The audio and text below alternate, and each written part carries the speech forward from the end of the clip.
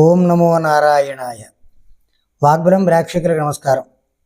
June నెల 1వ తేదీ నుంచి 30వ తేదీ వరకు వృషభ రాశి యొక్క గోచార ఫలితాలు కనుక తెలుసుకున్నట్లయితే, జూన్ 15 రవి యొక్క మార్పు, కుజుని యొక్క మార్పు 6వ తేదీన సింహంలోకి ప్రవేశించడం, అలాగే బుధుడు మిథునంలోకి ప్రవేశించడం, అలాగే జూన్ నెలలోని 22వ తారీఖున కర్కాటకంలోకి ప్రవేశించేటువంటి పరిస్థితి, శుక్రుడు జూన్ 3వ తేదీన మీనం నుంచి మేషంలోకి రావడం.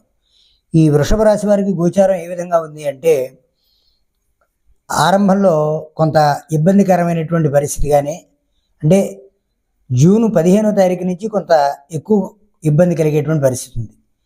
సహజంగా కుజుని యొక్క మార్పు వల్ల కూడా కొన్ని అనుకూలతలు ఉన్నప్పటికీ కూడా అన్నదమ్ముల్లో కొంత వివాదము అనేటువంటిది జరిగేటువంటి పరిస్థితిగా ఉంది.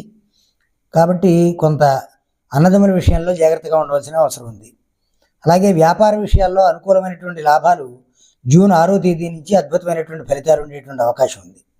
అలాగే అలంకార వస్తువులు, కొత్తదైనటువంటి వస్తువులు, మురిపంగా చూసుకునేటువంటి సునిశ్చితమైనటువంటి వస్తువులు కొన్ని పగిలిపోవడం కానీ పాడైపోవడం కానీ జరిగేటువంటి అవకాశం ఉంది. అలాగే బంధువులతో కొన్ని విరోధాలు వచ్చేటువంటి అవకాశం కూడా ఈ వృషభ రాశి వారికి జూన్ నెలలో కనపడుతోంది.